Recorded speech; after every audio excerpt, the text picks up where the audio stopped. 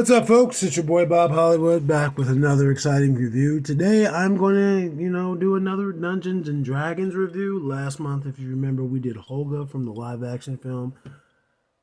That figure was cool. It made the top 10 of the month of January, but that's only because of the detailing in her outfit. Today's figure is going to be Diana, the acrobat.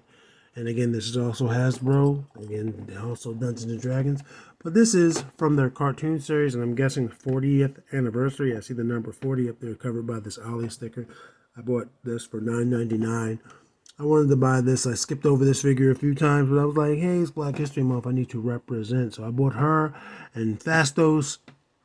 And rest in peace to Carl Weathers. I bought Grief Karga. That's who I went to Ollie's for. Actually, I went for Fastos, but they still had some griefs, and I was like, I wanted this figure.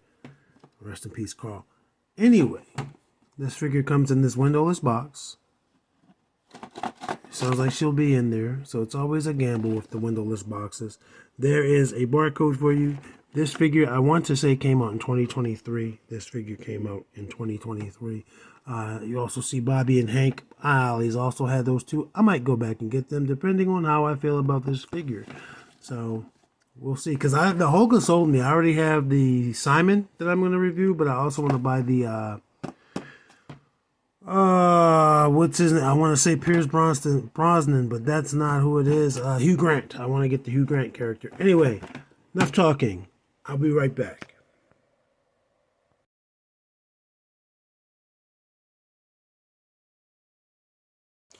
All right, and I think I'm like 4 for 4 on my windowless packaging adventures. She was not sullied, marred in any way. She was still in her little white plastic or paper bags, and they weren't open, so that's good. That's a figure. I'm going to go over her accessories first.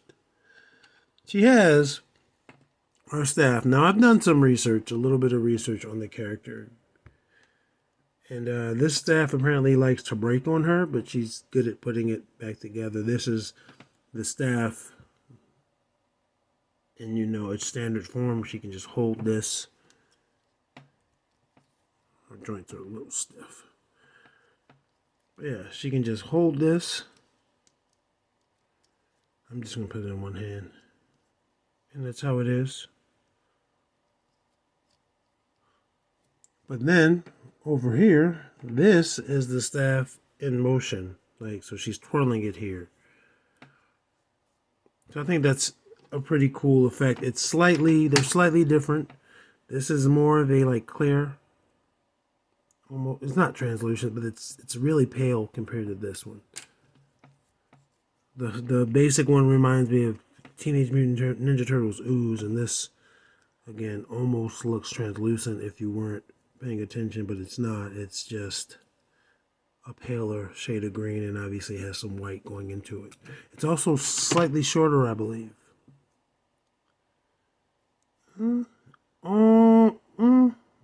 It's very negligible. And then she also has a single die. Or is it dice? I think die is the single. And it has a bunch of numbers. I've never played Dungeons and Dragons. I've never played anything, so I don't know how that works. I just know from popular culture, you want to take an action, you have to roll for it. And I don't know if that the number you have to get is predetermined, or if it's all about the dungeon master, what they're telling you have to get in order for it to be successful. So you might want to say, hey, I want to take a healing potion, and then they're like, oh, you have to roll a 7 for it, and I'm guessing 4 is the number at the top, so she would not be able to take a healing potion. But I guess anything 7 or above, or does it have to be specifically 7? If it has to be specifically 7, woo, sheesh. Anyway, this is Diana. I've never seen this show a day in my life. I don't think I'd heard of it before these figures came out.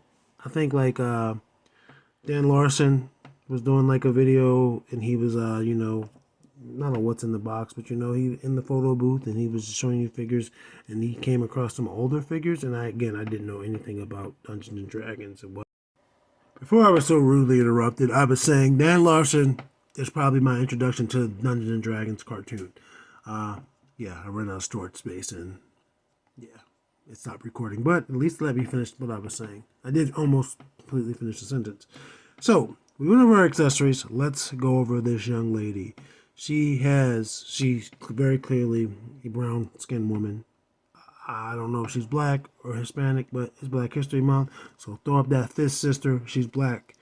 Um, but yeah, she's got the long hair. She got a headband. You can see how it's in the front, and you can see it wrapped in the hair. Her hair is of a darker brown. It's like, so there's a lot of browns here. First off, there's her skin, which is like a mocha. And then there's her hair, which is a darker brown, almost black. There is the brown, copper, gold, more copper in her headband. And then her clothing, the loincloth and the top are lighter brown than her hair. So there's a lot of brown, and as far as I can tell, it's the same brown for her boots. So yeah, lots and lots and lots of brown, which I'm obviously cool with. I wake up and see brown every day. So I think her eyes look good. There's a really good quality there. They're painted well. They're looking at you straight. She almost reminds me of Barbie.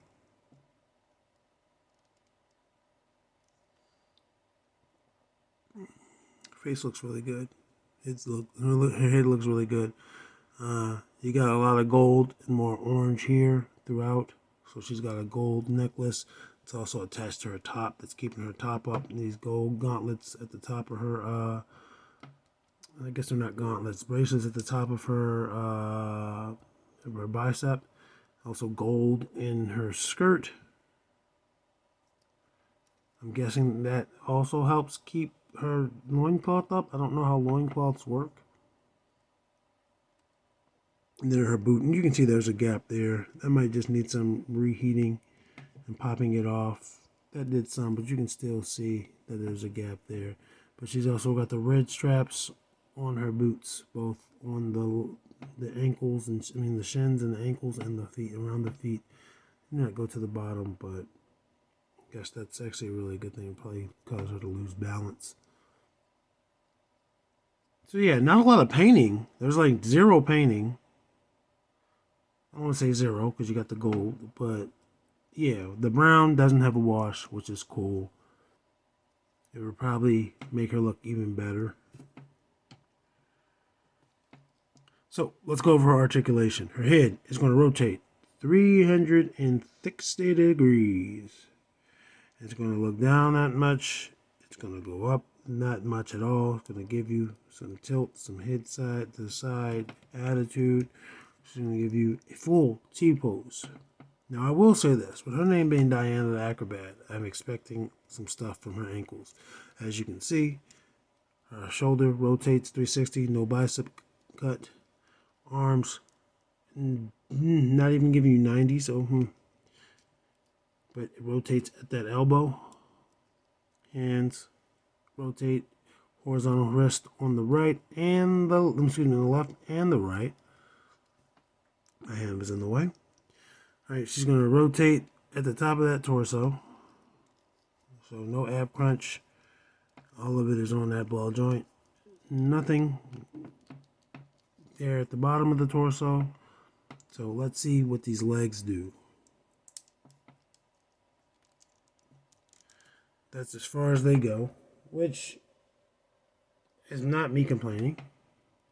But you would have think that maybe they go a little bit wider and forward that much. And then you hear a lot of clicking. Her joints are very tight, which are a good thing.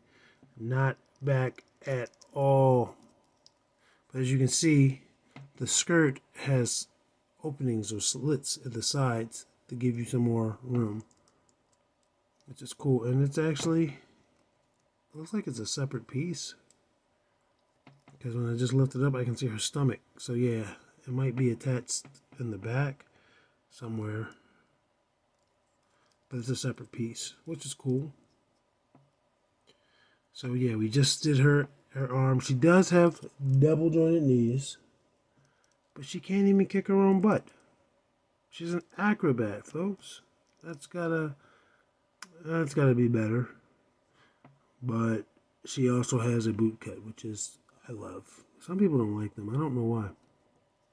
And then she's got a forward-facing pin for rocker. And, you know, she's got all her ankle articulation. So there is Diana. And when I was doing research for this, before I don't even know if I had bought her yet. I accidentally typed in Diana the Accuser, and I'm thinking, what is going on in Dungeons and Dragons? She's supposed to be like a good guy. Why is she an accuser? And then I was like, oh, that's not her name. So, yeah, she is. Looks like she is almost 5 3/4, and she's a teenager. I think she's like 15 or 14 or something. So she's a kid. I think all of them are kids. And in their world, I think Diana is from, the real world version of their world. But she's trapped in Dungeons and Dragons world. I don't know what it's called. But in my world, in Bob's Holly world, she's an Eternian, and she's King Grayskull's daughter. So, speaking of Eternia, there she is next to Andra. And there she is next to Vixen. She's shorter than both of them, which is cool. She's a child. And let's see if she's taller than the two shortest folks in the review crew, which is Lando and Winston Zedmore. And she is taller than Winston with their hair, shorter than Lando. I mean, her face is... These two are short. That's all I'm going to say. And let's do Lucio and the Red Ranger. She's she's shorter than both of them, which is to be expected. Let's bring in Roadblock. Roadblock the Acrobat. And Titus the Accuser. She's shorter than both of them. And for our final comparison, John Jones and Eric Killmonger. Again, shorter than both of them. Anyway, folks, that's all. Were you a fan of the show Dungeons and Dragons? Let me know in the comments below who is your favorite character. And like, comment. Well, I just told you to comment. So like and subscribe also. And take care of yourself. Drink your water. Get your exercise. Just be more active. Read a book. Go jogging, walking at your pace. Everybody can't jog. Everybody can't run.